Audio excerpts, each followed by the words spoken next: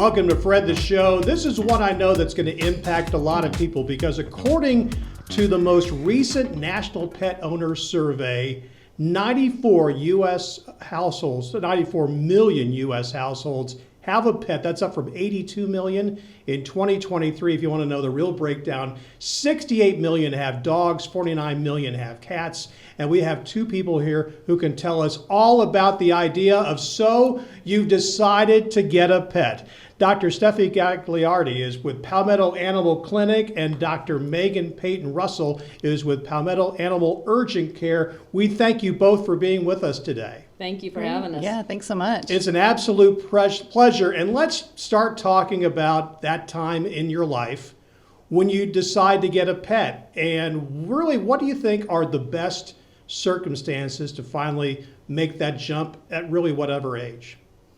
I mean, I think you've just got to do your research and make sure that you're ready. I don't know that there's any certain age, and I know what's really important is breed selection.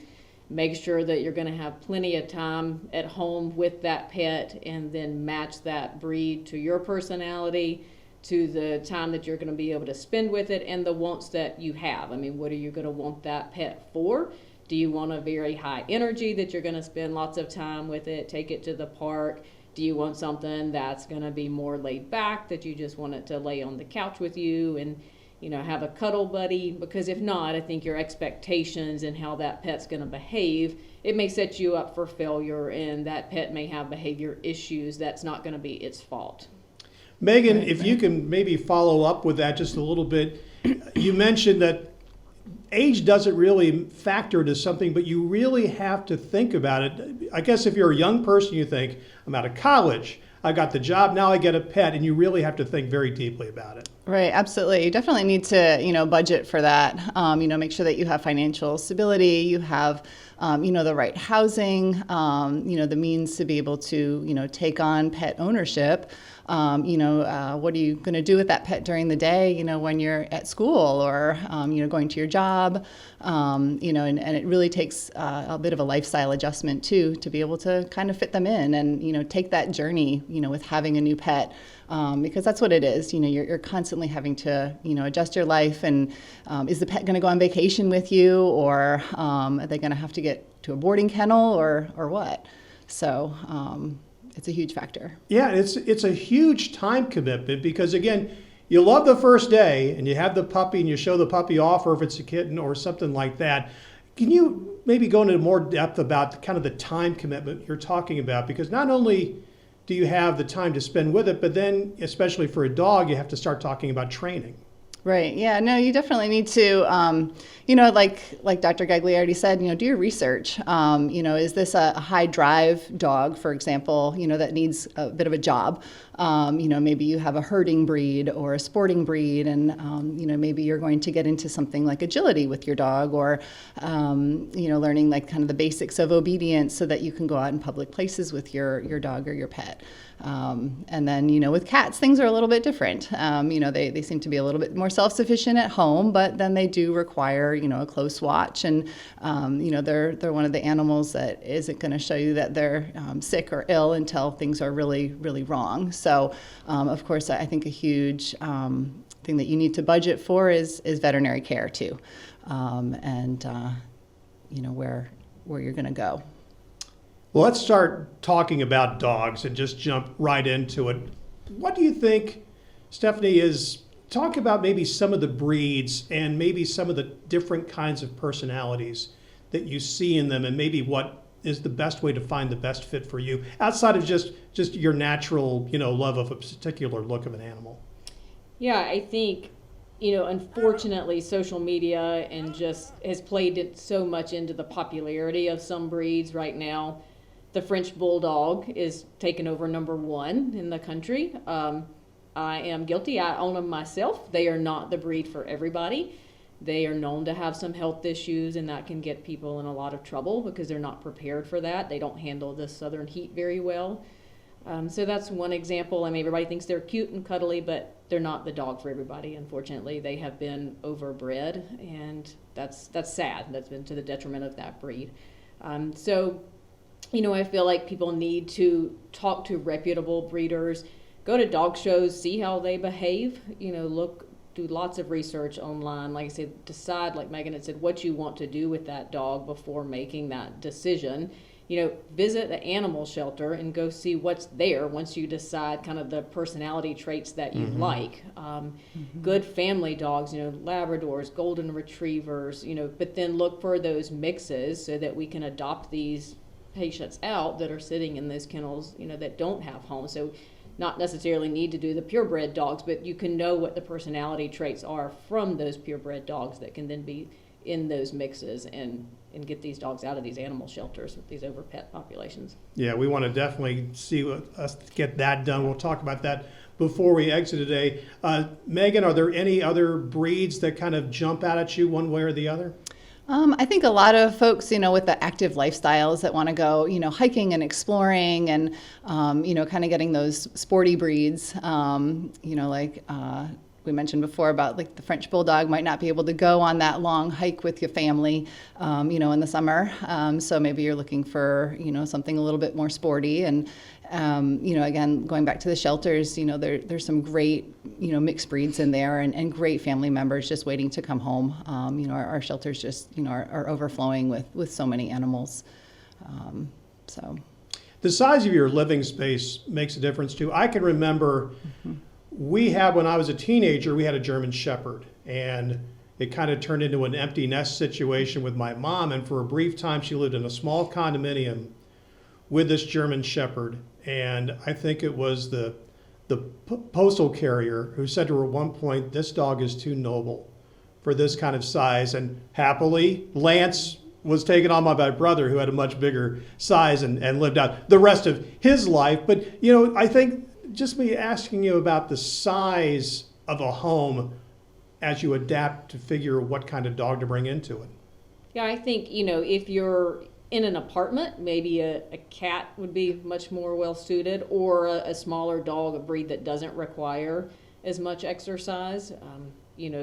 Like we were talking about, a herding dog is not going to be a good breed to have in a small apartment because you're not going to be able to get that out and exercise.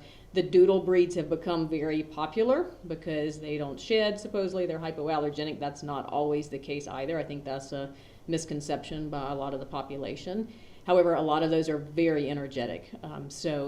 People need to take that into consideration. Those dogs need a lot of exercise and a lot of entertainment. So I feel like those dogs, even though some of them are small, they may not be always the best apartment dogs. They can be very good dogs, but they need to be entertained and definitely out in an area where they can get plenty of exercise. By the way, just one quick question. I see this all the time, especially during the summer. When you talk about exercise, I see a lot of people who go out and go for a run with their dogs. And I sometimes wonder if the dog was really in the mood to go running when it was 95 degrees outside. Probably not. That's what, one thing that we do see on urgent care and on emergency is, the dogs that are overheated. And so yes, you do also have to do your research and planning on what your dog can do and when they can do it. Summertime runs are definitely not advised unless you're running at, 9 or 10 p.m. at night when things are cooled off and the sun's not out. So that makes a lot of sense. Let's talk about training now. Obviously, crate training, getting them housebroken. How far do you need to really go into the world, of getting your dog trained? As far as you can. Yeah, well absolutely. put. Yeah, the more training you do, the better your pet's going to be and more adaptable to change and be able to travel with you. If you have a very well crate trained dog, you're going to be able to go and stay at an Airbnb with a nice quiet dog and go outside and then come back inside and not destroy anything. So I think training is very essential to having a pet. Stephanie, do you see people make mistakes when it comes to training their dogs?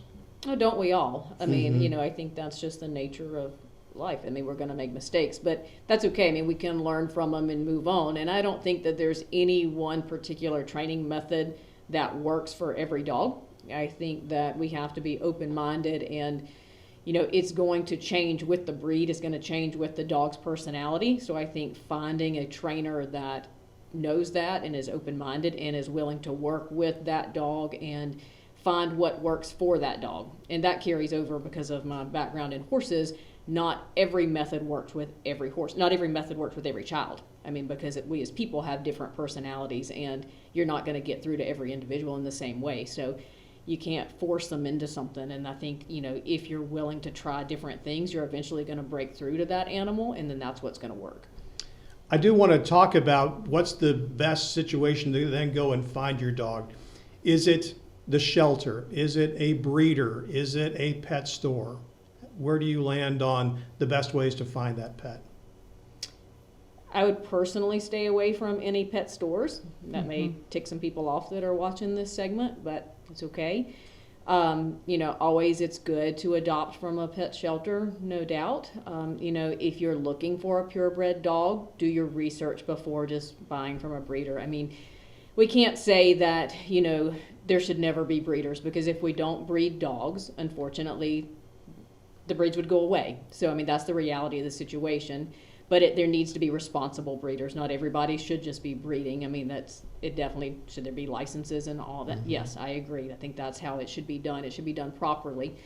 So if you're dead set and you have a reason, if you're competing or you're wanting to show, then those people are forced to have purebred dogs. So you need to be buying from responsible breeders. If you're just looking for a good companion animal, then I would go to the local shelter and, look for those particular traits that you're interested in, discuss it with the people at the shelter. They do meet and greets, and you can find, that pet and companion that's going to serve you well. Meagan, our mutual friend, Angel Cox, told me this. I had not heard this until a few months ago.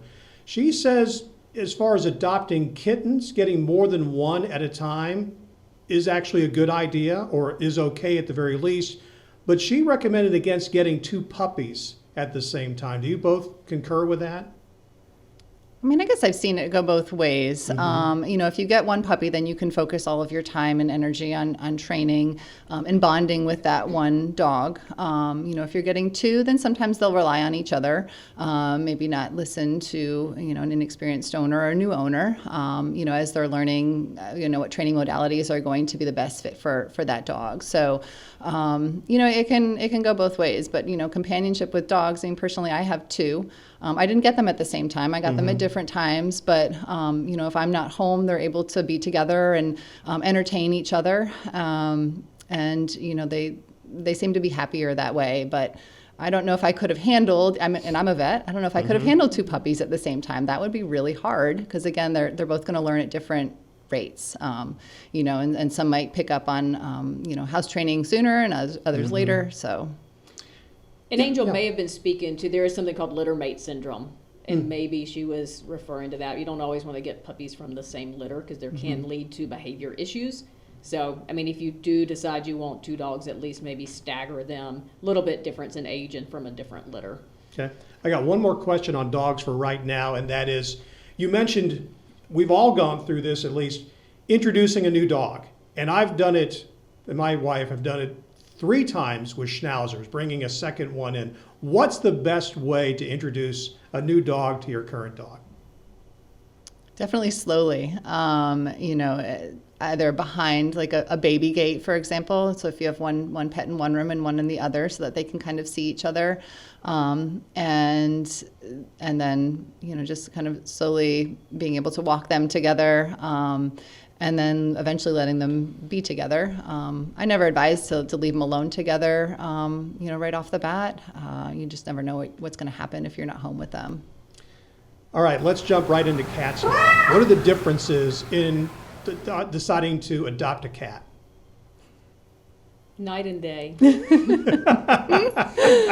So depends if you don't want to do any training and you don't want to have something that's very interactive. I think you go cat. That's really kind of joking. Cats can be very interactive. Some will learn to fetch, some learn tricks, but they're much more independent, much easier a lot of times as far as the amount of time that has to be put into their daily routine. Not that they don't need attention and lots of care, but they don't have to have the strict walks every day, several times throughout the day. They can just have their litter box and feed them, and sometimes the cat, that's all they want. Some are much more needy, depends on the personality. But if you need a little bit more of a low maintenance pet, you are limited on your space in your living facility, then I think a cat may be more well suited.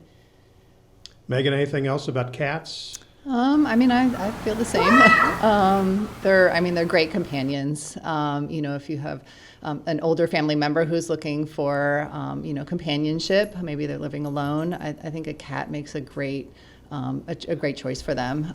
Maybe an elderly person has limited mobility and they can't take that dog on walks. Well, they can have a nice cat in their home, and a lap cat, or have a laser pointer to help entertain that kitten, or some toys, and I think they're great.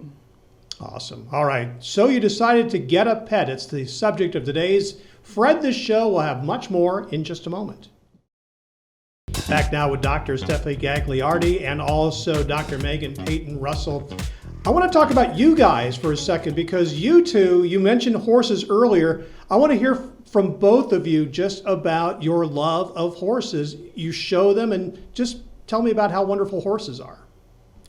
Yeah, they're great. So this is one of my guys. This is Gus. He has put me through some trials and tribulations, quite the naughty guy when he was a youngster. And this is Milo. He's a bit younger than Gus. He's a new addition to the farm. And this is one of my older Arabians, Dauntless. So this is one of Megan's. I'm on one of my horses. I feel like horses are a little bit of a lifestyle. My kids are very into showing and riding, and oftentimes that's what we're doing on the weekends. We're going to horse shows or traveling. And it's great for kids. They learn a lot of responsibility. They have a lot of fun with it. They really teach us, just like any animal does. Any dog and cat will, give us the same. I think it teaches a work ethic that sometimes we don't get when you're young if you're not into that. Yeah. They are beautiful. My mom was a longtime rider. She showed horses a long time ago. It's wonderful. Let's get back to talking about your pets again, talking principally about dogs and cats. And you have them for a long time, and then age begins to set in. What are those early signs that you will notice about what adjustments you need to make to your pet's life? Yeah, I think some of the first signs, you're just like, God, they're just slowing down a little bit. Maybe your dog's a little bit, just not getting up, greeting you at the door quite as quickly. You notice that mile walk is taking you 15 minutes longer. So those are just some of the first stages of, maybe we're starting to slow down. You're getting some arthritic changes. The things that used to make them as excited, just you don't see that enthusiasm anymore. That's some of the first things that I feel like when we're entering those geriatric years. And that's one of the clues to be like, okay, now we need more frequent vet visits so that we can stay on top of things and try to make those senior years, as easy on them as possible. Right, absolutely. I think you have to make a lot of adjustments too in your house sometimes. Sometimes if you have an older dog that might be slipping on your hardwood floors because they don't have the strength anymore, or now you need some pet stairs or steps to get on and off furniture, or beds, or ramps. You can get ramps for your car, so you can still go on adventures with your dog that might be a little bit shorter, but they can still be with you. So you do have to adjust a little bit. And then comes that time, unfortunately, Girls you want a have treat? to say Come on. goodbye. Give me a treat. And I'm Come showing on. right now Up. Come on. two of our Come on. schnauzers Up. Let's go. that we had Come to say on. goodbye Good girls. to. That's Winnie, good girls. the Up with your pretty silver, the haircuts. grayish Good. one. We had to say goodbye in 2023. And the you smaller off for one, dinner. Shelby, we had to say Let's see how goodbye pretty to you are. back in December. you I'm look even really getting a little pretty. even weepy Shelby talking got about it showing off now, the best side. because it's Hi, the baby. worst part of I pet know. ownership is Okay, having we'll to go say get you goodbye. your treat. Bye-bye. It is. They love us unconditionally from the time we get them as puppies to the end. They know nothing different. But it's one thing that we can do for them, at this point, is make sure that they're not suffering anymore. So we don't view it as anything negative. It's almost a positive treatment there at the end, unfortunately, when we do reach that time, and we just can make it as positive as possible. Now there are options for in-home euthanasias, which is nice that there are doctors out there that can offer that service at our clinic. We have a private room now where we can provide that too, which is much more cozy than just on a harsh exam room table or on the floor or something like that. So, while it's never a pleasant experience or something to have to go through, no pet deserves to have to suffer, and so at least we can alleviate that at the end when it's time. Megan, it's an easy question for me to ask, but how do you both factor in when you know that it's time? I mean, it's what I always tell people, it's okay to make that decision and know that it's time to let go. It's not a mean thing to do. It's kind of that one final act of love that we're giving our pets, when we're sending them off, and letting them, go peacefully. Yeah, I know it's not the most fun part of your job, that's for sure. I want to talk about just this situation. Maybe you can address it specifically in upstate South Carolina. Every animal shelter is just overflowing. And as soon as we hear a story about a puppy mill or something like that, that just adds to that. What can we do to help this situation? Because I know it's just a lot, and it impacts both of you in your work on a daily basis. Yeah, it is. It's a big problem, and I'm not sure that there's a quick solution to it. I think, unfortunately, a big part of the issue right now is the cost of veterinary services, and you're talking to a veterinarian. Unfortunately, though, part of that is out of my hands. I think a lot of the veterinary costs right now are driven by corporate medicine, and that they are right now owning up to 75% of emergency and urgent cares in the veterinary world. Not quite that high of the everyday practice. And so many people cannot afford veterinary care, and they dump these animals out, and then they end up in our shelters. So that's definitely playing into it. That's why I'm happy still to be able to own a private practice. We can keep it a little bit more affordable, but that's not the case all around upstate South Carolina or even the country in general. So I think the cost of care definitely plays into it, because if people don't spay and neuter their animals, we just continue to overpopulate. Yeah. Megan, got some similar thoughts or more? Yeah, I mean, I definitely agree with everything, Dr. Gagliardi said. People might be faced with a large bill, and they're, then they'll want to surrender a pet. We see it too in the veterinary world.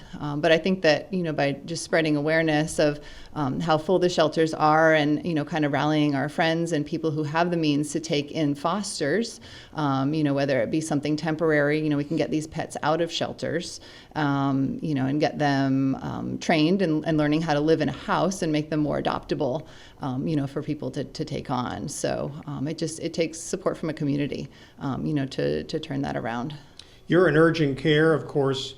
Both of you obviously deal with pets and can be emergency situations. I mean, it can get suddenly expensive. We had one of our schnauzers, our first one, had a habit of developing bladder stones. We've never had one happen since. I'm told that is possible, but as a pet owner, you have to be prepared for that big expense when it comes, don't you? You do, and you can't always be prepared. I mean, in today's world now, we're starting to recommend as a puppy, get pet insurance. It's crazy to think that we're there. When I was a kid, we threw a little heartworm tablet out to the outside dog once a day, and now we're in an age where we're telling people to insure their pets. But I think, that's just where things have progressed, which is wonderful. But, with pet insurance, you insure them as puppies, and you can be a bit more prepared for what might come up later, and it helps with these big bills. And I just think it's a good position to put yourself in. And Megan, that's something that you pretty much have to deal with most of your cases, because it is an urgent situation. Yeah, it is. And being able to offer, other ways of payments, like care credit, for example, is something that we have and use quite frequently. It's like a line of credit, to be able to use, or, phoning family members. Sometimes GoFundMes, come into play. So that we can get care, because it's shocking when you come in and your dog has been hit by a car, and you have a huge bill. I get it, I understand, and so we're there to kind of help people and help make decisions and do what we can. So like Dr. Gagliardi was saying, being a private practice, we have a little more flexibility, I think.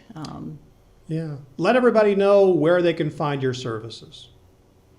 So our clinic's located on Southport Road. So the daytime clinic is Palmetto Animal Clinic, and then it rolls over into the urgent care starting at 5 o'clock every weeknight. And then we're open, the urgent care, at 8 a.m. to 11 p.m. on the weekends. And it's 1248 Southport Road in Spartanburg.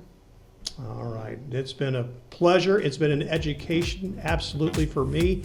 Dr. Stefanie Gagliardi, Dr. Meagan Payton-Russell, thank you for being with me today. Thank you. Learned a Thank you so whole much. lot.